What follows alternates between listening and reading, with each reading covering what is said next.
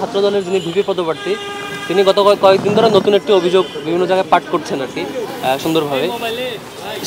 স্পষ্টত আমরা যখন কাজ শুরু করেছিলাম, কাজ করছিলাম তখন গত 5 আগস্ট থেকে এখন পর্যন্ত ছাত্রদলের বিরুদ্ধে যখন আমি 1000 কেস দেখাই, যে কেসে অন্তর্দ্বন্দ্ব, কুন্দল, মারামারি, সংঘাত, এক অপরকে হত্যা, কমিটি বাণিজ্য, মানে এই কেস যখন আমরা পাবলিকলি মিডিয়াতে দেখি তখন তারা যখন ছাত্র শিবিরের ব্যাপারে কোনো কেস পায় না, এই ধরনের অভিযোগ সামনে নিয়ে আসে। আমরা তখন বলেছিলাম স্পষ্টত, আপনি এতদিন অভিযোগ দেন নাই কেন? আমাদের বারবার বলেছি অভিযোগ থাকলে অভিযোগ দেন। আবিদ ভাইয়ের কাছে যদি লিগেল টিম না থাকে আমার কাছ থেকে নিয়ে যান, আজকে মামলা করেন। যার ব্যাপারে অভিযোগ দিচ্ছেন তার ব্যাপারে এখন গিয়ে মামলা করেন। আপনার কাছে টাকা পয়সা না থাকলে, লিগেল টিম না থাকলে, আইনি সাপোর্ট দেওয়ার মতো টিম না থাকলে আমার কাছ থেকে নিয়ে যান, তার বিরুদ্ধে ব্যবস্থা নেন। এতদিন চুপ ছিলেন কেন? হঠাৎ করে এটা অভিযোগ, বানোয়াট অভিযোগ বলে লাভ নেই। আর যদি সত্যিকারের অভিযোগ হয় আপনি ব্যবস্থা নেন, আমরা আইনি সহযোগিতা, সার্বিক সহযোগিতা আমরা করবো। একমাত্র স্মার্ট সিটি বসুন্ধরা, আধুনিকতায় এক ধাপ এগিয়ে। এই ট্যাগিং এর রাজনীতিতে ওনারা একটা অভিযোগ বানাবে, সেই অভিযোগ আমাকে বিশ্বাস করতে হবে। আর সেই অভিযোগ সত্য হয়ে থাকলে আপনি ব্যবস্থা নেন। হঠাৎ করে ডাকসুর আগ মুহূর্তে এসে বানোয়ার গল্প বলে লাভ নাই। আর আপনি যদি ব্যবস্থা নেন, আমরা লিগেল টিম দিয়ে আপনাকে সাপোর্ট দেবো। আর দ্বিতীয়ত হচ্ছে, ডাকসু আসার পর থেকে, মানে ডাকসু ইলেকশন হওয়ার এই ফ্লো শুরু হওয়ার পর থেকে বানোয়ার গল্প সবাই বানানো শুরু করছে।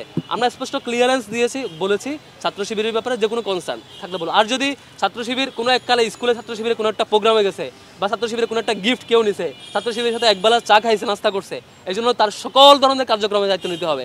তাইলে তো মানে এই যে এখন যারা মন্ত্রী মিনিস্টার হয়েছে, অন্যান্য সংগঠন পরিচালনা করতেছে, আর অনেক জায়গায় চাঁদাবাজি বা অন্যান্য কাজ করবে, অপরাধ করবে, যে যাই করবে, ছাত্র শিবিরে কোনো একটা অ্যাপ্লাস সংগঠনে আসছে, কোনো একটা স্কিল ডেভেলপমেন্ট প্রোগ্রামে আসছে, কোনো একটা কিছু নিয়েছে, সব কিছু যদি এভাবে দিতে হয়, তাইলে তো ছাত্রদলের কেস যেটা 1000, এটা 1 লক্ষে পৌঁছাবে। এখন যে কেস আমরা 1000 খুনাখুনি এবং রক্তপাতের হিস্ট্রি বলতেছি 5 তারিখের পর থেকে, 1000 ঘটনা এই গত 5 তারিখের পর থেকে, এটা 1 লক্ষে পৌঁছাবে। সে তারিখে আমার কাছ থেকে আপনারা নিয়ে যায়।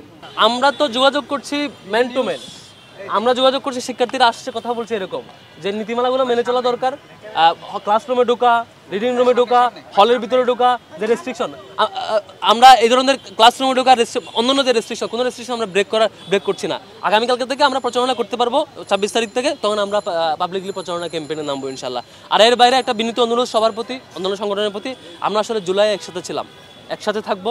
এই ডাকসুতে আপনি আমি জিতবো এই ফ্রেমওয়ার্ক করিয়েন না, ছাত্রদল শিবির জিতবে এই ফ্রেমওয়ার্ক করিয়েন না। এখানে শিক্ষার্থীরা জিতবে। শিক্ষার্থীরা আমাকে চাইলে আমাকে ভোট দিবে, আপনাকে চাইলে আপনাকে ভোট দিবে। কাদা চোরাচুরি করবেন শিক্ষার্থীরা, যিনি কাদা চোরাচুরি করবেন তাকে ছাত্রলীগের মতো ছুড়ে ফেলবে। কাদা চোরাচুরি করবেন না, সত্যটা বলবেন, মিথ্যা ফ্রেমিং করবেন না, সত্য থাকলে সাহসের সাথে, কোনো লুকোচুরি ছাড়া সত্য নামগুলো বলবেন, সত্য অভিযোগ দিবেন। কিন্তু কাদা চোরাচুরি করে এক অপরের বিরুদ্ধে যাবেন, আপনাদের ব্যাপারে যেই মানে বিরক্তি তৈরি হয়েছে, এই বিরক্তি আপনাদের ব্যাপারে পার্মানেন্টলি তৈরি হবে শিক্ষার্থীদের মধ্যে। শিক্ষার্থীদেরকে আর বিরক্ত করেন না, রাজনীতি ফোবিয়া তৈরি করেন না শিক্ষার্থীদের মধ্যে। সবাইতে বিনীত অনুরোধ থাকবে, আমরা সবাই মিলে জিতবো, শিক্ষার্থীদেরকে জয়ী করবো এই ডাকসুতে।